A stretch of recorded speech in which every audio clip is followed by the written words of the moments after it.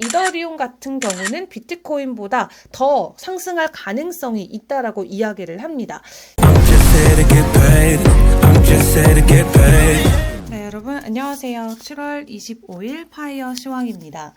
자, 간밤 뉴욕 증시는 혼조세로 마무리가 됐지만 나스닥이 소폭의 상승세를 보이면서 신고가 랠리를 계속해서 펼쳐냈고요.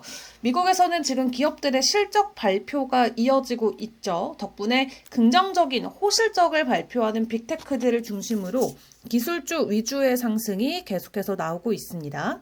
자, 그런 가운데 오늘 우리가 주목을 해봐야 됐던 지표는 신규 실업수당 청구 건수였습니다. 21만 7천 건을 기록하면서 시장의 예상치를 하회하는 수치가 나왔고요. 이로써 미국의 고용시장이 여전히 견조하다 이런 모습을 보여주기도 했습니다.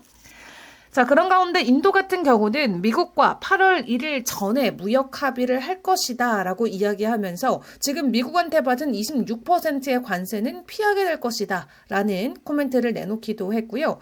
일단 미국에서는 관세라던가 이 금리 인하에 대한 관심이 가장 높게 자리매김을 하고 있는 가운데 오늘 또 굉장히 재밌는 장면이 연출이 됐습니다. 바로 연준 청사에서 공사 현장을 둘러보고 있는 트럼프 대통령과 파월 의장의 모습이죠. 이렇게 두 사람이 나란히 서 있는 것 자체만으로도 굉장히 재밌고 흥미롭게 보시는 분들이 많을 것 같습니다. 트럼프 대통령은 어제 오후 정도에 이 연준 청사에 직접 도착을 해서 공사 현장을 둘러봤는데 지금 연준이 4조 원 이상 들어가서 공사를 진행하고 있다라고 발표를 하고 나서 지속적으로 이 비난의 말을 행정부에서 남겨놨었죠. 그래서 진짜로 돈을 어디에 어떻게 쓰고 있는지 그 공사 현장을 직접 방문하기 위해서 공사 모자, 안전모까지 나란히 쓰고 둘러보는 게 기사에도 많이 포착이 됐습니다. 자, 그런 가운데 트럼프 대통령 같은 경우는 지금 지속적으로 연준이 31억 달러의 연준의 청사 보수 비용을 사용했다라고 주장을 하고 있는데 파월 의장 같은 경우는 사실이 아니다라고 정면으로 반박을 하고 있습니다. 이 트럼프 대통령이 언급한 금액 자체는 이미 5년 전에 완공됐었던 다른 정부 청사 건설비가 포함된 금액이라고 하고요. 그렇기 때문에 트럼프 대통령은 이에 대해서 조금 더 자세하게 살펴보겠다라고 이야기하면서 아직도 갈 길이 멀다라고 이야기를 했습니다. 자, 이렇게 트럼프 대통령이 이날 연준 투어를 진행하는 가운데서도 다시 한번 금리 인하에 대한 의지를 강조를 했습니다. 한 기자가 파월에게 트럼프의 공격을 누그러뜨릴 말이 있냐라고 묻자 트럼프 대통령이 금리를 낮춘다면 좋겠다라고 먼저 대답을 한 것이고요. 그리고 오늘 이 연준 보수 문제를 보이기 위해서 확인하기 위해서 직접 이 공사 현장에 방문하기 전에 연방주택금융청의 국장인 빌리 펄트라는 분은 본인의 개인 계정을 통해서 제롬 파월이 사임해야 된다라고 글을 남기기도 했습니다.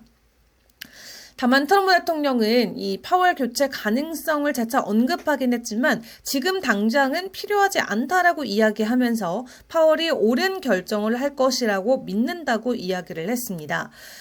그리고 그럼에도 불구하고 여전히 파월의 후임 후보군으로는 3명 정도의 새로운 인사를 고려하고 있다라고 이야기를 전하면서 여전히 긴장감이 맴도는 모습이었고요. 일단 연준 안의 이슈들, 지금 청사에 들어가는 비용부터 파월 자체, 그리고 앞으로 누가 이 자리에 앉을 것인지 여러 가지 논의들이 이어지고 있는 가운데 일단 오늘의 사건은 이 정도로 일단락 시켜볼 수가 있겠고요. 크립토 쪽으로 이슈들을 가지고 왔을 때 우리가 오늘 체크해봐야 되는 이슈들은 어떤 것들이 있는지도 함께 만나보도록 하겠습니다.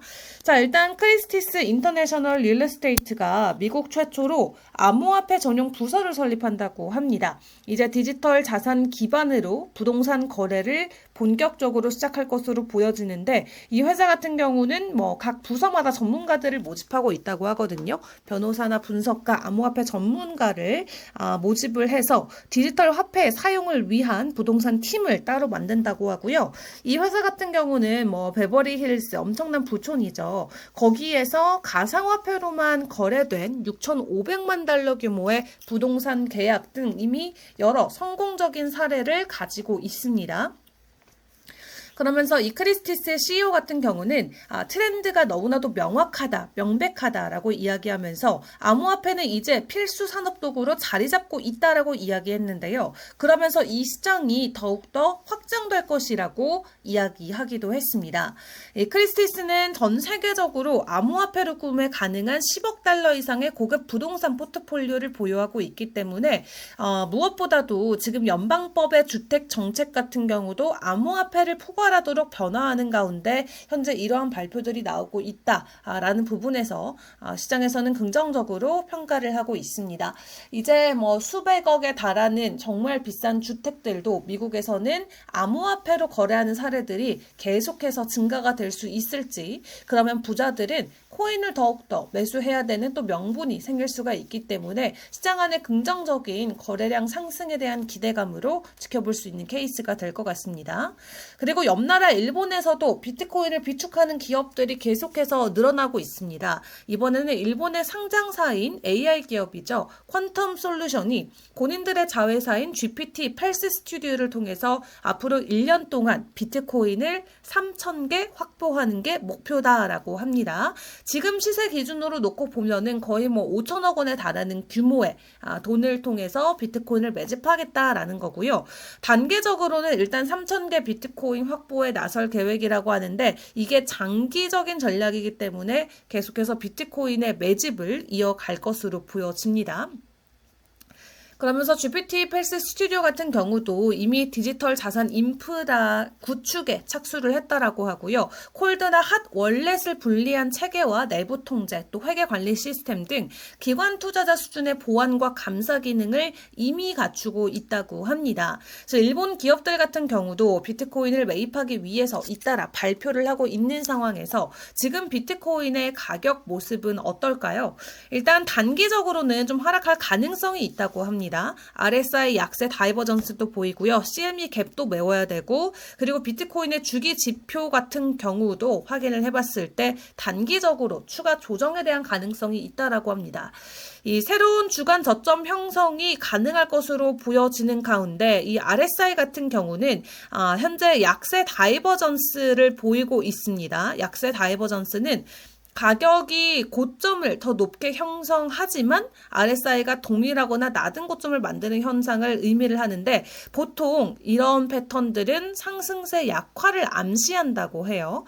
또 종종 하락 수정으로 하락 패턴으로 이어질 가능성도 있기 때문에 지난 24년도 3월에도 이러한 패턴이 포착되고 나서 비트코인이 며칠 만에 20%나 하락했었던 상황도 있었다고 합니다.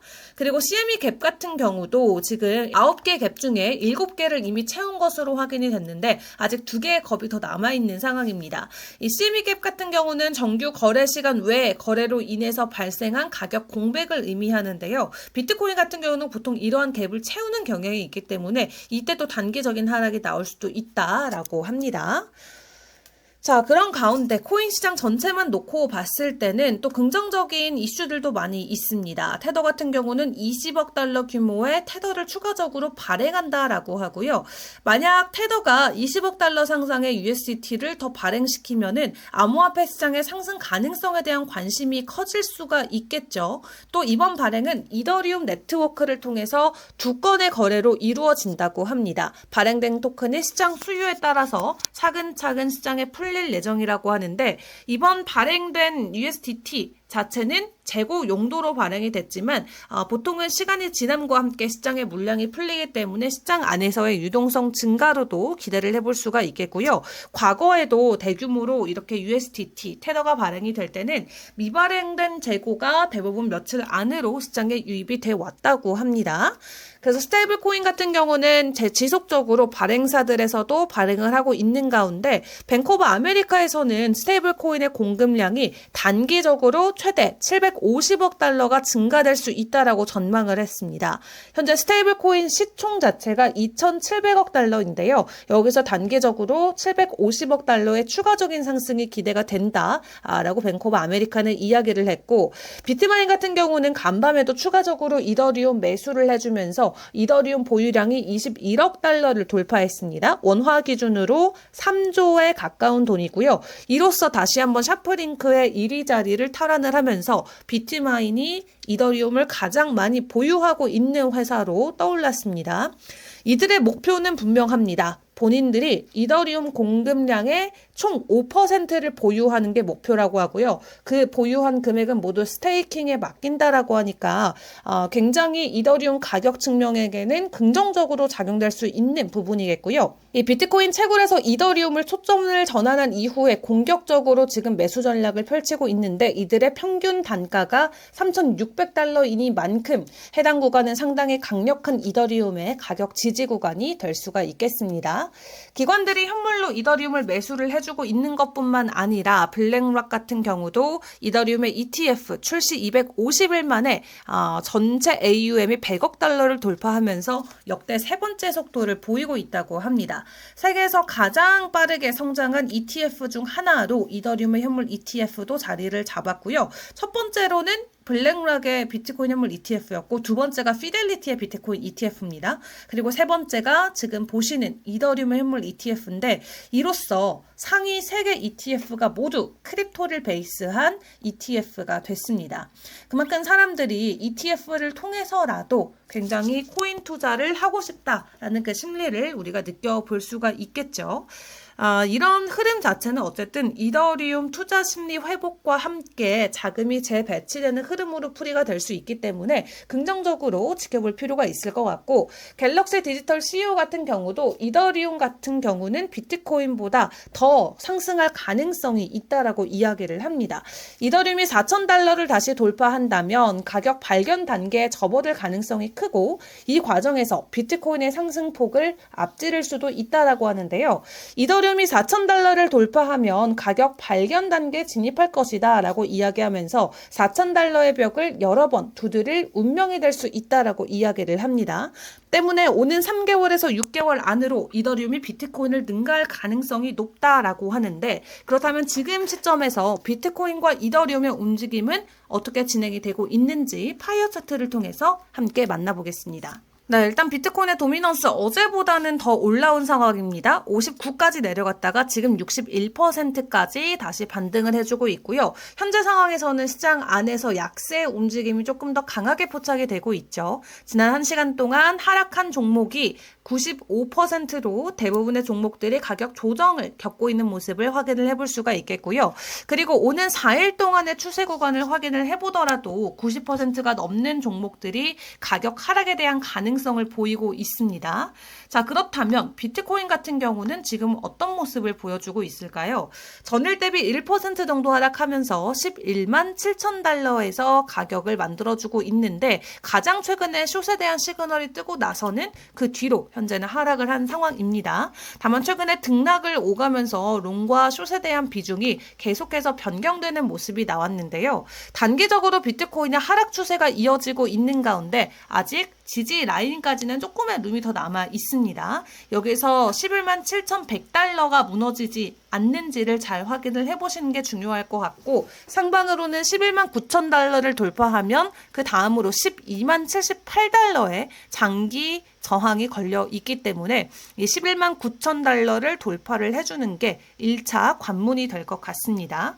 지금은 약간의 약한 추세가 나오고 있기는 합니다만 강하게 하락 추세로 연결되는 지점은 아니기 때문에 당분간 이 박스권 행보가 계속 나오는지를 주의를 해보시는 게 중요할 것 같고요. 이더리움 같은 경우는 비트코인과 반대로 가장 최근에 떴던 시그널이 어제 저녁 11시였던 롱에 대한 시그널입니다. 그 이후로 강한 반등을 보이긴 했지만 다시 한번 가격 하락이 나오고 있는 구간이고요. 장기적으로는 하락 추세가 나오고 있지만 단기 관점에서는 아직까지는 수평 라인이 보여지고 있습니다.